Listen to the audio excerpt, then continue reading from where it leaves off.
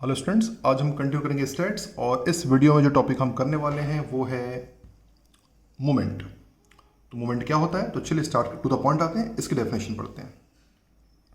Moment is used to measure shape of frequency distribution curve. It is used to determine skewness और kurtosis of distribution. तो moment basically tool है जिस moment को use करके हम पता करते हैं कि कर्व कितना स्क्यूड है, थोड़ा कितना इसको पॉजिटिवली स्क्यूड है कि नेगेटिवली स्क्यूड है। ये आपने पिछले वीडियोस में किया हुआ है, आपको याद होगा। तीन टाइप के कर्व पॉसिबल होते हैं। ये बेसिकली कर्व है, कर्व की फ्रीक्वेंसी डिस्ट्रीब्यूशन ग्राफ है।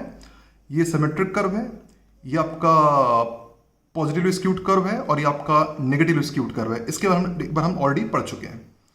तो एक तो ये तरीका था। दूसरा, मोमेंट को यूज करते हुए भी हम पता कर सकते हैं कि कर्व सिमेट्रिक है कि पॉजिटिव स्क्यूड है कि नेगेटिव स्क्यूड है, मोमेंट को यूज करके। तो हम पहले क्या करेंगे, पहले मोमेंट कैलकुलेट करेंगे। मोमेंट कैलकुलेट करने के बाद फिर मोमेंट को यूज करके हम पता करेंगे कि सिमेट्रिक है कि पॉजिटिव स्क्यूड है कि नेगेटिव स्क्यूड है। तो पहला हमारा टारगेट क्या है, पहले हम क्या पता करना है कि मोमेंट कैसे कैलकुलेट करते हैं। फिर सीखेंगे कि मोमेंट को यूज करके हम ये कैसे पता करेंगे कि कितना स्क्यूड है, कैसे वगैरह वगैरह। ठीक है, तो चलिए स्टार्ट करते हैं। पहले हम ये सीखते हैं कि मोमेंट हम कैलकुलेट कैसे करते हैं, फिर मोमेंट का यूज करेंगे लेटर ऑन।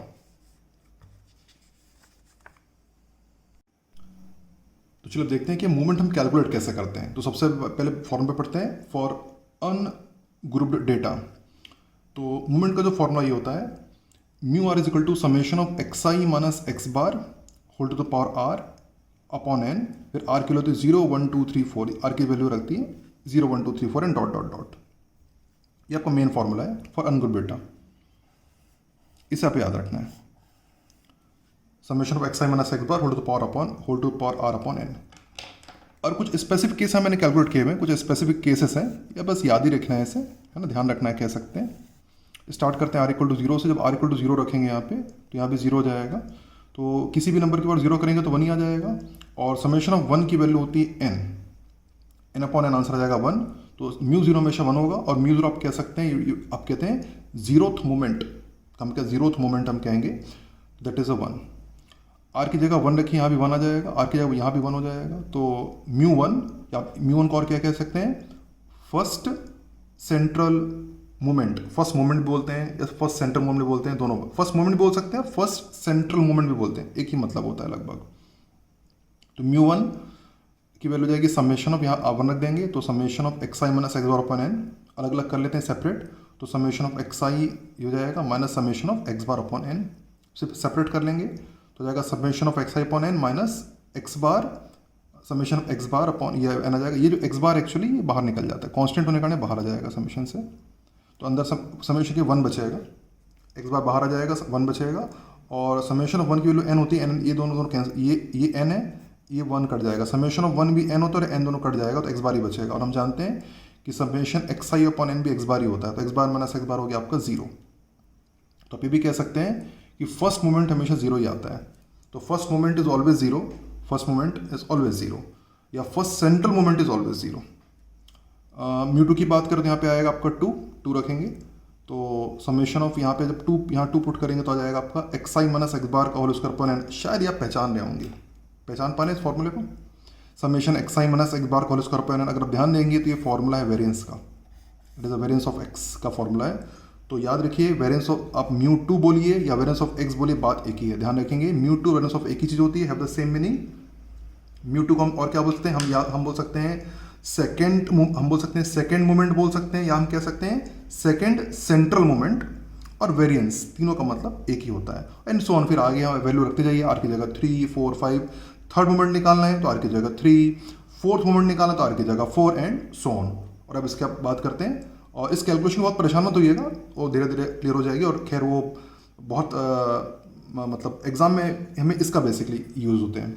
और अब चलते हैं फॉर फ्रीक्वेंसी डिस्ट्रीब्यूशन, और अब बात करते हैं moment for frequency distribution, whether discrete और कंटिन्यूस। अगर फ्रीक्वेंसी दी हुई है तो मोमेंट कैसे कैलकुलेट करते हैं, पहले फॉर्मूला लिख लेते हैं। Mu r is equals to summation of f i x i minus x bar to the power r upon summation of f i, where r equal to again 0 1 2 3 dot dot dot dot. ये होता है moment निकालने का formula अगर frequency दी है तो। तरीका यहाँ भी बिल्कुल ही होता है। अगर हमें आर की जगह म्यू जीरो निकालना, आर की जीरो रखना, तो यहाँ जीरो हो जाएगा, तो ये तो पूरा 1 हो जाएगा। तो बचेगा आपके पास summation f i upon summation f i, है ना। आर की जगह जीरो रख देंगे यहाँ पे, तो ये तो 1 हो गया। तो समेशन एफ आई अपन से कट कितना आ जाएगा 1। तो यहाँ पे वही होगा आपका कि जो जीरोथ मोमेंट होगा हमेशा कितना होगा 1 ही आएगा। फर्स्ट मोमेंट निकालेंगे म्यू 1, तो जहाँ 1 पुट करेंगे तो आ जाएगा आपका summation of f i x i minus x bar upon summation f i. ये हो गया आपका फर्स्ट मोमेंट।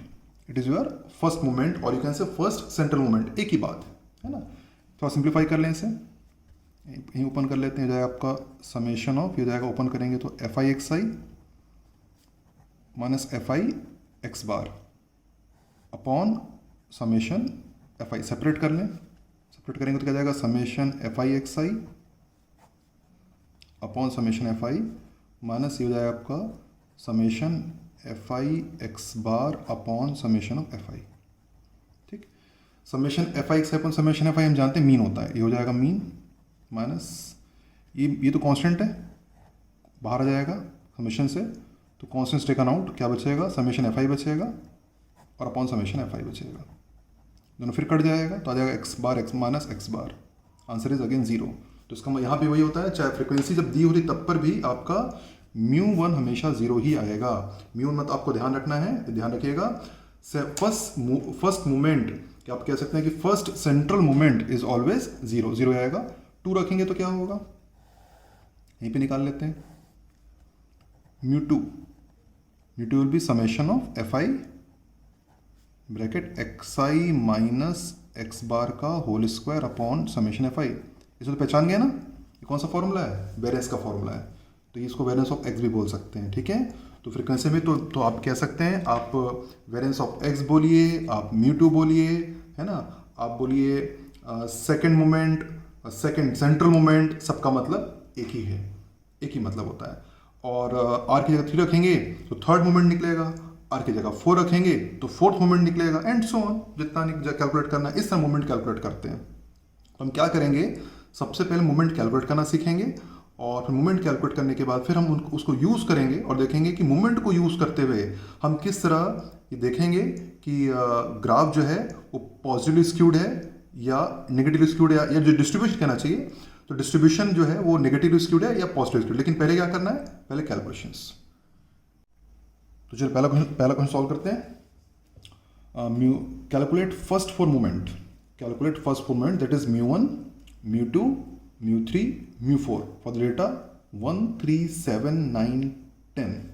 ये टेबल है x i minus x bar का square, x i minus x bar का cube, x i minus x bar to the power 4, और ये फॉर्मूला है म्यू आर का summation of x i minus x bar whole to power r n, और हमें निकालना है mu 1, mu 2, mu 3, mu 4, first second third and fourth moment calculate करना है। उम्मीद करता हूँ आपको प्रोसेस क्लियर होगा। अब थोड़ा इसे टेबल को फिल करिए यूजिंग डेटा, इसे यूज़ करिए और सारे मोमेंट्स कैलकुलेट करिए। वीडियो को पॉज करके ट्राई करके देखिए क्या करते हैं। Anyway I proceed the solution. यहाँ एक्स बार से पहले मीन निकलेगा, ऑफ कोर्स पहले मीन ही निकाल लेते हैं। एक्स बार होना चाहिए आपका 1 + 3 + 7 + 9 + 10 अपॉन कितने रेट है 5। इन सबको आप ऐड करेंगे तो आपका आएगा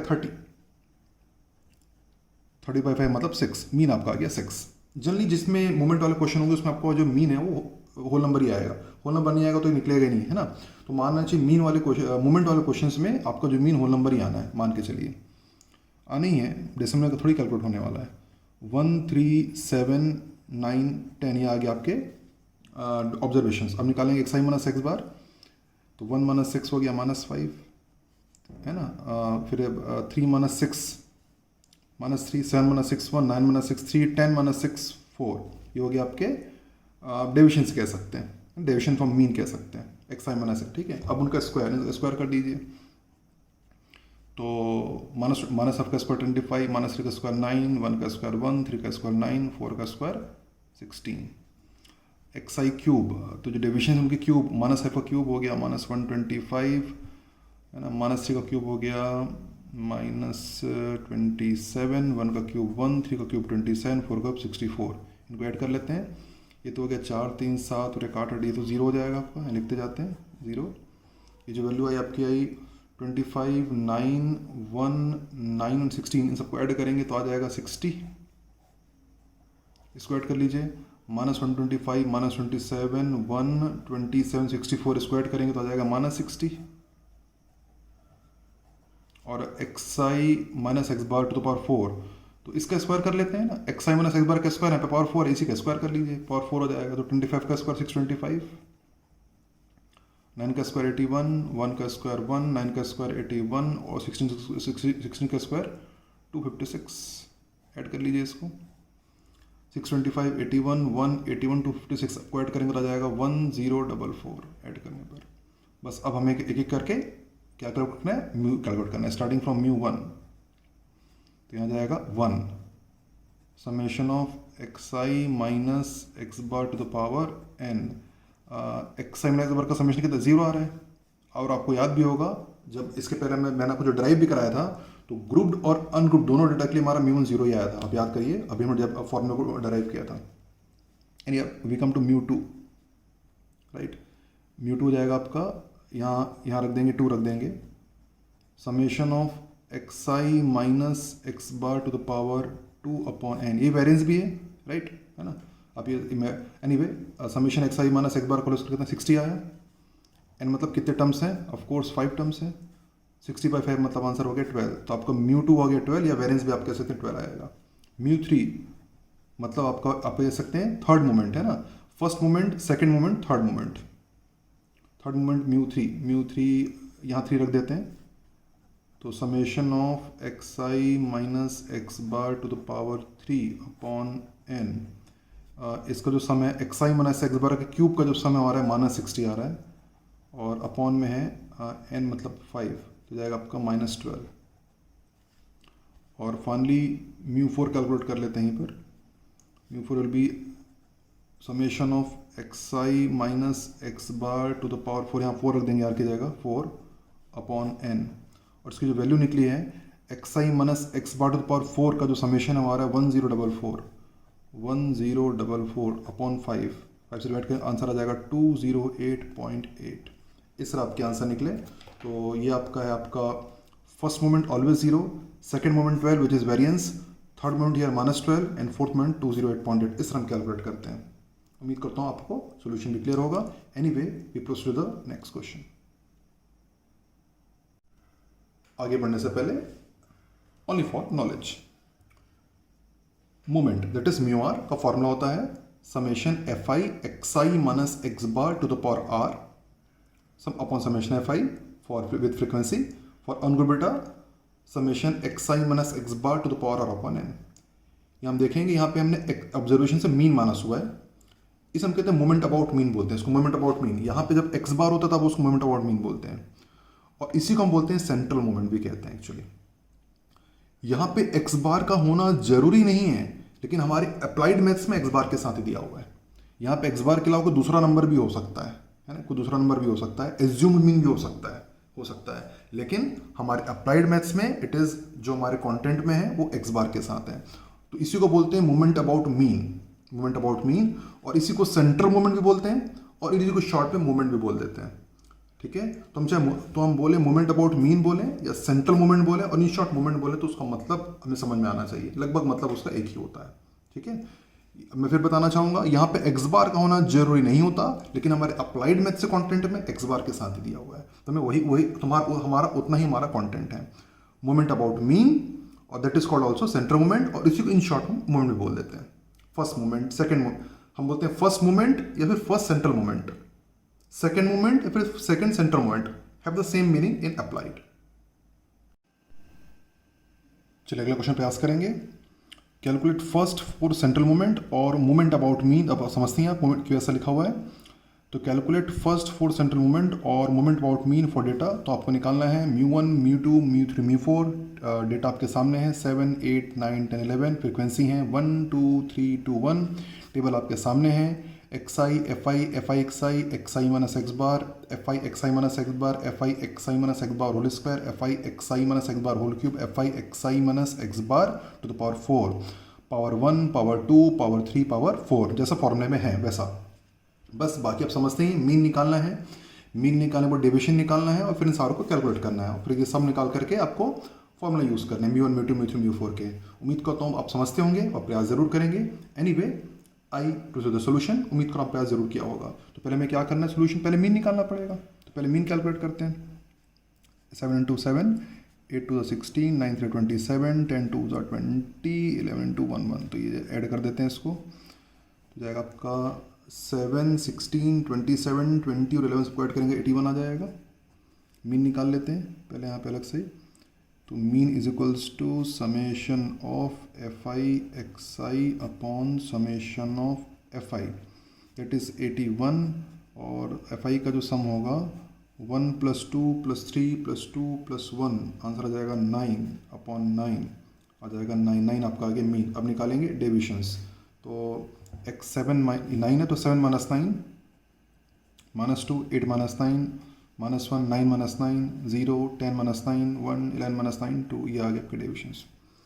अब इसको मल्टीप्लाई कर हमें निकालना है f i x i minus x bar, मतलब इन दोनों को मल्टीप्लाई करेंगे। एफ आई में मल्टीप्लाई कर देते हैं इसको, ठीक है। यानी अब तो करते जाएँ। तो 1 × दिस हो गया आपका -2, 2 × -1 -2, 3 × 0 0, 2 × 1 2 एंड 1 × 2 2। ये अब ऐड करेंगे, देखिए 0 ही आ रहा है आपका, ऐड करने पर 0 आ रहा है। अब निकालेंगे f i x i minus x bar का स्क्वायर। तो उसमें बेसिकली इन दोनों को इंटू करने पर हो जाएगा, राइट, क्योंकि यहाँ पे एक्स आई एक्स बार का स्क्वायर है, यहाँ पे एक्स बाई एक बार है, तो सीधा इन दोनों को मल्टीप्लाई कर ये निकल जाएगा। दोनों को मल्टीप्लाई कर देते हैं। तो -2 × -2 4, -1 × 2 2, 0 × 0 0, 2 1 × 2 2 2 × 4। तो आ गया आपका 4 2 4 2 0 2 4, ऐड करेंगे तो आ जाएगा आपका 12। अब निकालेंगे f i x i minus x bar का होल क्यूब। तो इसमें हम ये मल्टीप्लाई कर देते हैं। तो ये वाला है ना, ये वाला कॉलम इसमें मल्टीप्लाई कर देंगे। तो यहाँ की पावर 2 है, यहाँ की पावर 1 है, दोनों को मल्टीप्लाई करें तो क्यूब आ जाएगा, ठीक है ना। तो इसमें इसको इंटू कर देते हैं। तो -4 × 4 -8 -1 × 2 2 -2, 0 × 0 0 हो गया, 1 × 2 हो गया 2 2 4 ज़ा 8। तो आगे आपका -8 -2 0 2 8, ये भी आ गया 0 भाई, ठीक है। अब निकालेंगे f i x i minus x bar to the power 4। तो ये क्यूब वाला है और ये सिंगल है, इसकी पावर 3 इसकी पावर 1 है, दोनों को मल्टीप्लाई करें तो पावर 4 आ जाएगा, है ना। समझ पा रहे हैं ना, ये पावर 3 और यहाँ पे 1 है, दोनों को इंटू कर देते हैं तो 4 हो जाएगा। तो -2 × -8 16, -1 × 2, ये हो गया आपका 2, 0 × 0 0, 1 × 2 2 2 8 ज़ा 16। तो आ गया 16 2 0 16 2 0 2 16, ऐड करेंगे तो आ जाएगा 36। ये सारे रूल्स निकल गए भाई। अब एक एक करके हम निकालते हैं central moments. First central moment, formula तो आप जानते ही हैं, म्यू आर का फॉर्मूला क्या होता है, summation of f i x i minus x bar to the power r upon summation of f i, है ना। और because of this x bar we say it is moment about mean क्यों बोलते हैं, because of this x bar बोलते हैं, ठीक है। Anyway we come to the one mu 1। तो यहाँ जाएगा आपका आर की जगह 1। तो summation of f i x i minus x bar केवल upon summation of f i, ये कितना निकला है 0। तो पहले भी हम 0 निकाला था, पिछले वहाँ से 0, तो ये म्यू 1 तो आपको 0 ही आना है ना। तो चाहे कुछ भी डेटा कुछ भी हो तो 0 ही आएगा। म्यू 2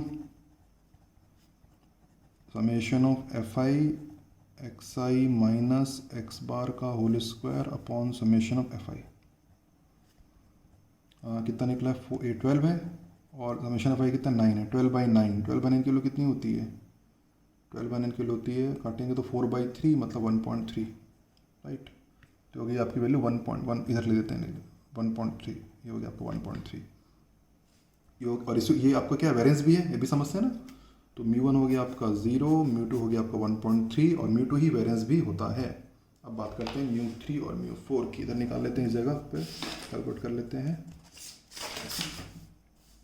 म्यू 3 हो जाएगा आपका summation of f i bracket x i minus x bar का cube upon summation of f i, जो कि कितना है 0।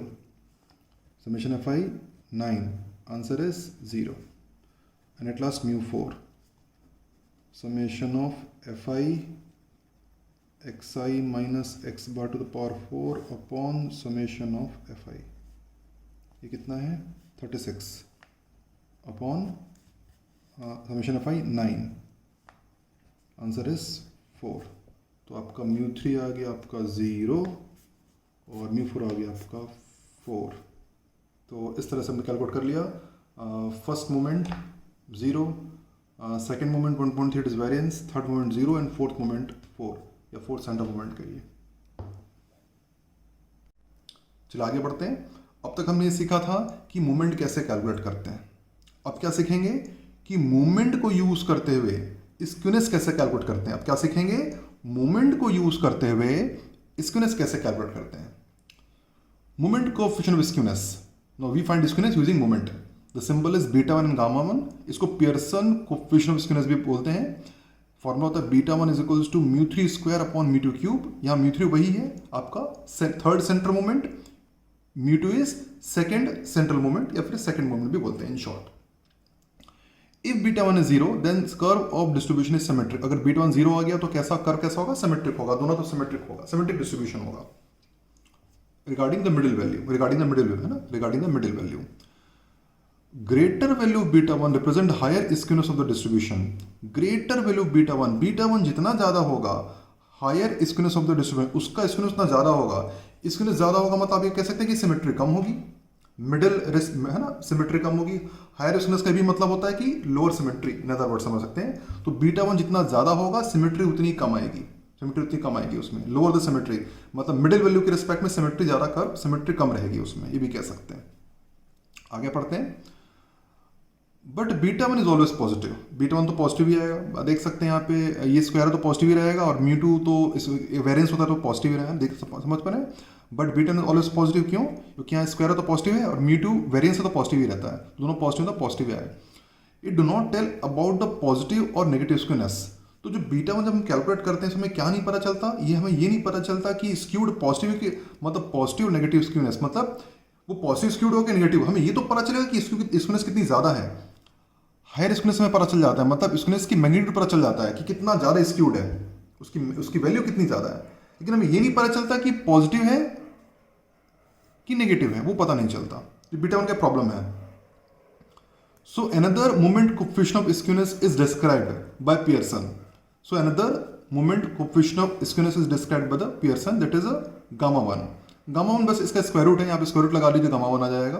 स्क्वायर रूट लगाएंगे तो ये 2 हट जाएगा, यहाँ से नीचे स्क्वायर रूट आ जाएगा। तो γ1 बेसिकली β1 का स्क्वायर रूट है। तो γ1 is equal to β1 square root है और γ1 का जो साइन होता है μ3 पे डिपेंड करता है। μ3 पॉजिटिव है तो γ1 पॉजिटिव, μ3 नेगेटिव तो γ1 नेगेटिव। तो ये जो γ1 से ये कि γ1 से भी ये भी पता चल जाता है कि भाई जो स्क्यूनेस है पॉजिटिव है कि नेगेटिव है ना, ये सिर्फ पता चल जाता है, जो कि β1 से पता नहीं चलता। β1 से कितना बस केवल इतना पता चलता है कि स्क्यूनेस कितनी ज्यादा है। β1 का मैग्नीट्यूड बताता है कि स्क्यूनेस की हायर वैल्यू बताता है कि कितनी ज्यादा है, बट वो पॉजिटिव कि नेगेटिव ये पता नहीं चलता, उसके लिए γ1 यूज करते हैं। तो अगर क्वेश्चन में कुछ भी ना है ना, वैसे क्वेश्चन पूछा जाता है कि β1 निकालना है γ1 निकालना है, अगर कुछ भी नहीं बोला है तो आप दोनों में से कोई भी निकाल सकते हैं। आप β1 भी निकाल, अगर आपको क्वेश्चन मेंशन नहीं है तो you can go for the β1 भी निकाल सकते हैं, γ1 भी निकाल सकते हैं। बट मोस्टली क्वेश्चन मेंशन रहता है कि β1 निकालना है γ1 निकालना है, मेंशन रहता है एनीवे। और यहाँ पे जैसे लिखा है कि sine of γ1 is and sine of γ1 and μ3 sine of μ3 are taken same. जो μ3 का साइन होगा वही γ1 का साइन होगा। और ये भी वही चीज़ ऑलमोस्ट लिखी हुई है यहाँ पे, इसको हल्का सा पढ़ लेते हैं। रूट और β1 या फिर γ1 भी कहें, रूट और का β1 0 है तो सिमेट्रिक कर्व को रिप्रेजेंट करेगा। रूट और β1 पॉजिटिव है तो ये पॉजिटिव स्क्यूड कर्व को रिप्रेजेंट करेगा। और ऑफ कोर्स रूट और β1 नेगेटिव है तो नेगेटिव स्क्यूड कर्व को रिप्रेजेंट करेगा। यहाँ पे रूट और β1 एक्चुअली γ1 ही है, तो अभी कह सकते हैं γ1 अगर आपका 0 है तो सिमेट्रिक कर्व है, γ1 अगर आपका पॉजिटिव है तो पॉजिटिव स्क्यूड कर्व है, और γ1 नेगेटिव तो नेगेटिव स्क्यूड कर्व है। उम्मीद करता हूँ क्लियर होगी। इसे अपनी कॉपी में लिख लीजिएगा, बाकी थोड़ा बहुत क्वेश्चन करते करते क्लियर हो ही जाएगा।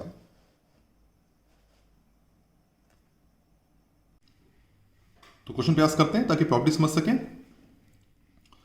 First 3 central moment of distribution are 0, 2.5, 0.7। Find the moment coefficient of skewness β1 and γ1। हमें क्या दिया है, फर्स्ट 3 सेंट्रल मोमेंट मतलब हमें दिया μ1 इज 0, ऑलवेज 0, μ2 2.5 एंड μ3 0.7, ये में दिया हुआ है।